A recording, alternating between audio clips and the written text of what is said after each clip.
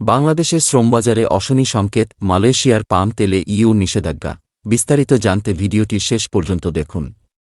বন উজাড়, কার্বন নির্গমনের ঝুঁকি এবং পরিবেশের ভারসাম্য নষ্টগত কারণ দেখিয়ে দক্ষিণ পূর্ব এশিয়ার দেশ মালয়েশিয়ার পাম তেলের আমদানির উপর নিষেধাজ্ঞা দিয়েছে ইউরোপীয় ইউনিয়ন। ইউরোপীয় ইউনিয়নের দেয়া নিষেধাজ্ঞার উপর মামলা করেও নিষেধাজ্ঞা থেকে রেহাই পেল না দেশটি। বিশ্ববাণিজ্য সংস্থা ডব্লিউটিও এর একটি প্যানেল কর্তৃক চলতি মাসের শুরুতে দেওয়া মামলার রায়ে পরাজিত হয়েছে মালয়েশিয়া। এ রায়টি তখনই এল যখন মালয়েশিয়া ও ইন্দোনেশিয়া জুড়ে চলছে গাজা যুদ্ধ নিয়ে ইসরায়েলি পণ্য বয়কটের হিড়িক। বলা হয়ে থাকে, ইন্দোনেশিয়ার পরে বিশ্বের দ্বিতীয় বৃহত্তম পাম তেল উৎপাদনকারী দেশ মালয়েশিয়া।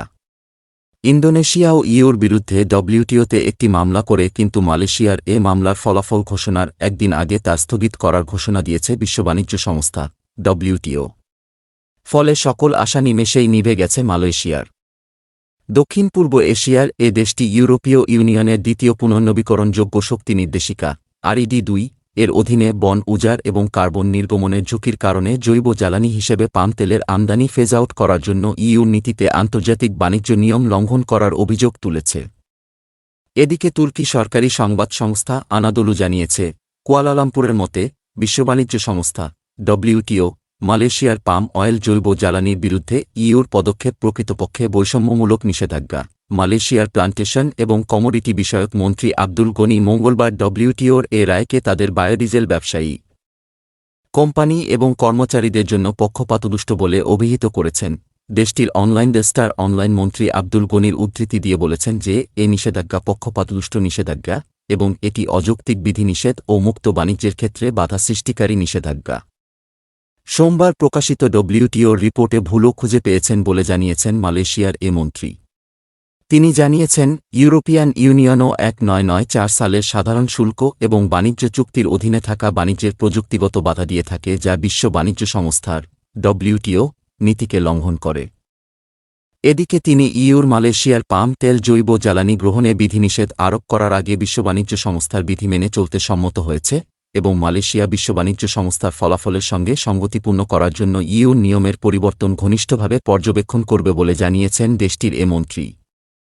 2023 সালে অয়েল ওয়ার্ল্ড কর্তৃক প্রকাশিত পরিসংখ্যান বলছে, ইন্দোনেশিয়া 4 মিলিয়ন টন অপরিশোধিত পাম তেল থেকে 1.2 মিলিয়ন টন বায়োডিজেল উৎপাদন করেছিল।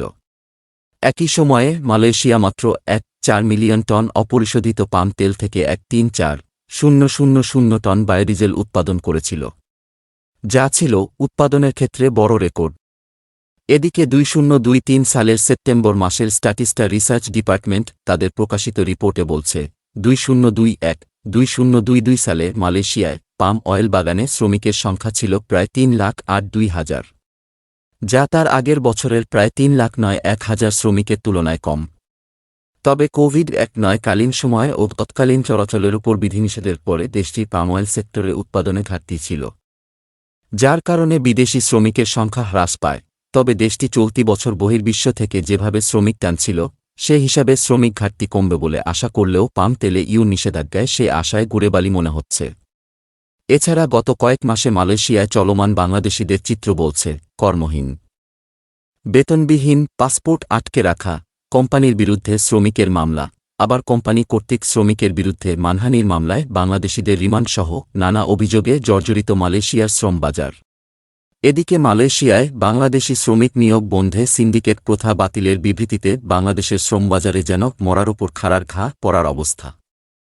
এ নিয়ে চলছে চরম আশঙ্কা। তবে কি আবারও বন্ধ হতে যাচ্ছে স্বপ্নের দেশ মালয়েশিয়ার পথ?